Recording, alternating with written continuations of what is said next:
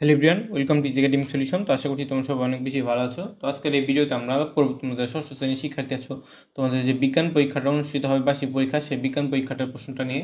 তো এই প্রশ্নটা কিন্তু অনেক স্কুলে এসেছে, তাই তোমাদের স্কুলে আসারও অনেক সম্ভাবনা রয়েছে। তাই আশা করছি এই ভিডিওটা না টেনে সবাই পুরোপুরি দেখবে, তাহলে বুঝতে পারবে তোমাদের কোশ্চেনটার ধরন কীরকম হবে এবং কোন কোন কোশ্চেনগুলো তোমাদের পরীক্ষায় আসবে।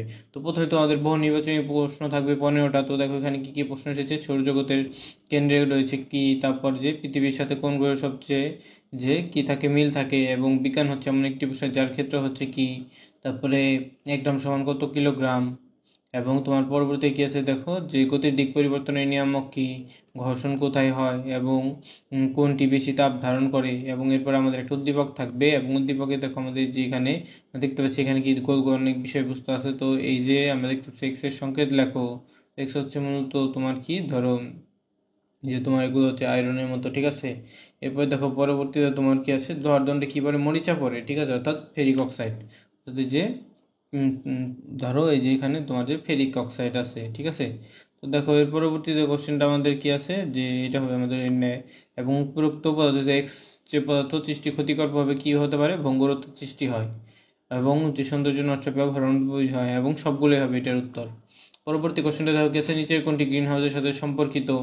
তারপরে দেখো কি আছে যে বিরুৎ জাতীয় উদ্ভিদের কাণ্ড কীরূপ, এবং রেশম ফাইবার উৎপাদনকারী প্রাণী কোনটি, এবং হুইল চেয়ারের উপরে তুলতে কোনটি ব্যবহার করা হয়, এবং যে একটি রেঞ্জের দৈর্ঘ্য এত হলে এবং দুইটার মধ্যবর্তী দূরত্ব 2.5 এদের যান্ত্রিক সুবিধা কত পাওয়া যাবে, এবং যে গতিসূত্র আবিষ্কার করেন কি সেগুলো আমাদের বের করতে হবে। তো তোমরা যদি এই প্রশ্নগুলো সমাধান চাও তাহলে অবশ্যই কমেন্ট বক্সে জানাও, আমি এগুলো সমাধান দেওয়ার চেষ্টা করব।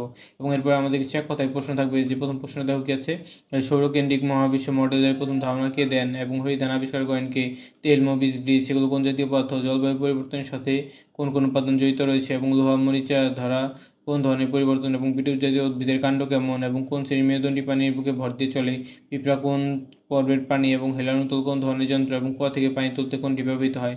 এরপরে আমাদের খ বিভাগে কিছু সংক্ষিপ্ত প্রশ্ন থাকবে, ঠিক আছে। এই প্রশ্নগুলোর জন্য আমরা 20 নাম্বার পাবো। প্রথম কোশ্চেনটা কি আছে দেখো, যে নক্ষত্র খালি চোখে দেখা যায় না কেন। পরবর্তী কোশ্চেন হচ্ছে স্যার আইজ্যাক নিউটন ও হরিপদ কাপালির যে বৈজ্ঞানিক গবেষণার সাথে কী কী মিল রয়েছে। পরবর্তী কোশ্চেন 3 নাম্বারটা কোশ্চেনটা কি, তোমার বাসার যে ঝুলন্ত দোলনা দোলনকালের পরিবর্তন কীভাবে করবে। পরবর্তী কোশ্চেন হচ্ছে গ্রিন হাউস গ্যাস কমানোর উপায় কি। 5 নাম্বার কোশ্চেন হচ্ছে পদার্থের ধর্ম ব্যাখ্যা করো। 6 নাম্বার কোশ্চেন যে শক্তির ধারণা ব্যাখ্যা করো। 7 নাম্বার কোশ্চেন হচ্ছে কি, ফুলের উপস্থিতি উদ্ভিদের জন্য গুরুত্বপূর্ণ কেন।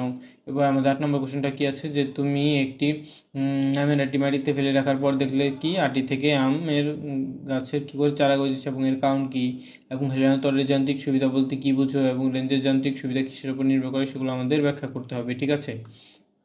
দেখো এরপরে গ বিভাগ আমাদের বিভিন্ন রচনামূলক প্রশ্ন থাকবে, যেগুলো দৃশ্যপটবিহীন। এখানে আমাদের 5টা কোশ্চেন থাকবে। দেখো 5টা কোশ্চেন উত্তর আমরা কীভাবে দিতে পারি। প্রথম কোশ্চেনটা দেখো কি আছে, যে সূর্য কি, পৃথিবী কেন সূর্যকে কেন্দ্র করে ঘোরে। পরবর্তী কোশ্চেনটা হচ্ছে থার্মোমিটার কি, বিজ্ঞানের উপরে আমরা সবসময় কেন নির্ভর করতে পারি।